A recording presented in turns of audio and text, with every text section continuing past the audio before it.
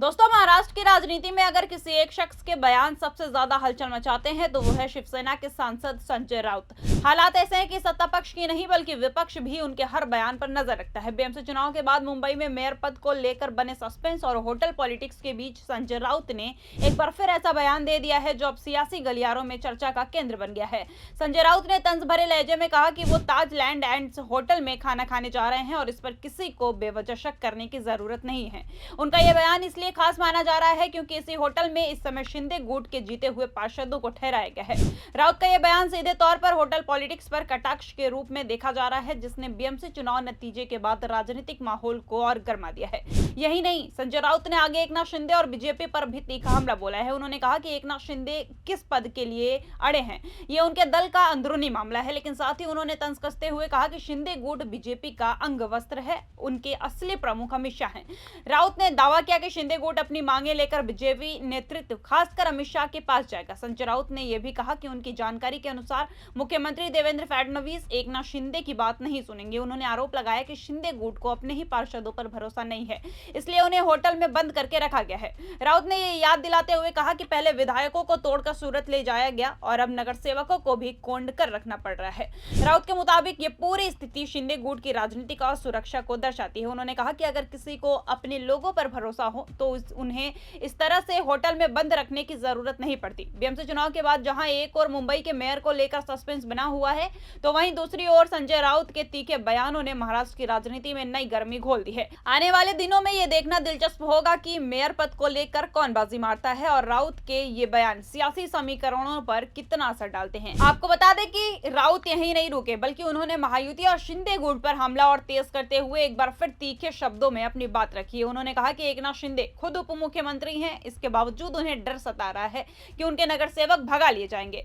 राउत इसे एक बड़ी हास्य जत्रा बताते हुए शिंदे गुट की स्थिति पर सवाल खड़े किए हैं। संजय राउत ने दावा किया है कि बीजेपी का महापौर न बनने देने का फैसला पहले ही हो चुका है। उन्होंने कहा कि अब आगे क्या होता है ये सब देखेंगे, लेकिन मुंबई में बीजेपी का महापौर स्वीकार नहीं किया जाएगा। राउत के इस बयान को बीएमसी मेयर चुनाव से पहले विपक्ष की रणनीति के तौर पर देखा जा रहा है। नगर सेवकों को होटल में रखने पर तंज कसते हुए राउत ने कहा कि अधिकांश नगर सेवक नए चेहरे हैं और वो खुद को शिव सैनिक मानते हैं। उनके मुताबिक ये नगर सेवक नहीं चाहते कि बीजेपी का महापौर बने। उन्होंने कहा कि चाहे उन्हें कितना भी कोंड कर रखा जाए, आज के दौर में संचार के कई साधन मौजूद हैं और संदेश कहीं भी किसी तक भी पहुंच सकता है।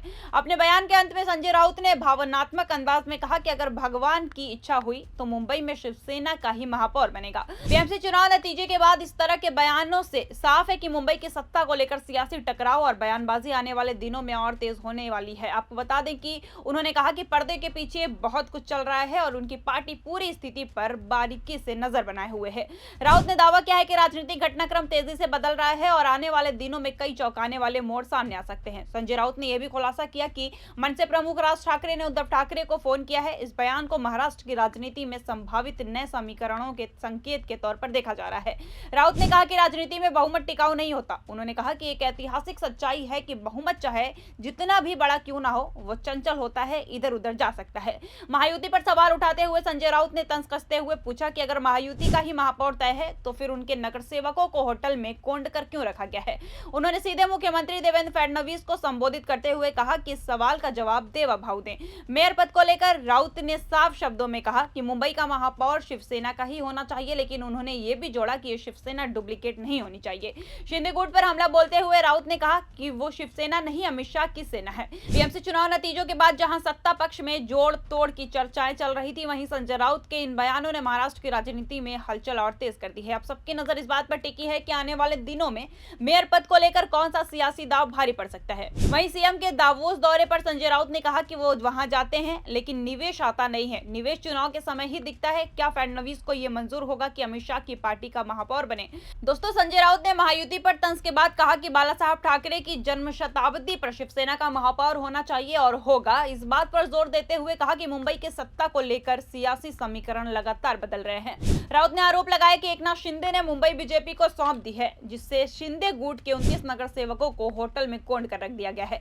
राउत ने इसे मराठी अस्मिता का कोंडमारा बताया और कहा कि एकनाथ शिंदे को छोड़कर इससे किसी को कोई फर्क नहीं पड़ता है।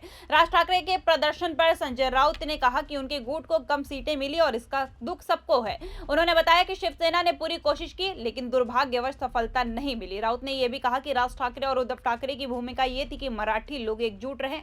उन्होंने साफ किया कि शिवसेना की 65 और राज ठाकरे की 6 सीटें पूरी तरह अपनी ही हैं और इसलिए नगर सेवकों को छिपाने की जरूरत नहीं पड़ी। कांग्रेस से मत विभाजन के सवाल पर राउत ने कहा कि कांग्रेस एक राष्ट्रीय पार्टी है, स्वतंत्र फैसले लेती है। उन्होंने माना कि इस बार इसका फायदा बीजेपी को हुआ, लेकिन भविष्य में कांग्रेस शिवसेना के साथ ही रहेगी। राउत ने कांग्रेस को बधाई देते हुए कहा कि उनकी सीटें मुंबई में उनकी ताकत दिखाती है और ये सीटें अब बीजेपी के खिलाफ लड़ाई में शिवसेना के साथ है। संजय राउत के इन बयानों से साफ हो गया है कि बीएमसी चुनाव के बाद मुंबई में महापौर पद को लेकर सियासी लड़ाई अभी शुरू ही हुई है और शिवसेना अपने महापौर को तय करने के लिए पूरी ताकत के साथ मैदान में है। अब देखना होगा कि मुंबई का मेयर आखिर कौन बनेगा और संजय राउत के इन बयानों पर आगे क्या प्रतिक्रिया आती है और शिंदे क्या फैसला लेते हैं। आपको क्या लगता है दोस्तों, हमें कमेंट करके बताएं। और अब तक आपने अगर 4 PM महाराष्ट्र को सब्सक्राइब नहीं किया है तो आप प्लीज सब्सक्राइब कर लीजिए और हम आपको ऐसे ही मिलते रहेंगे बड़ी खबरों के साथ और महाराष्ट्र की सारी खबरें आपको टाइम टू टाइम बताते रहेंगे।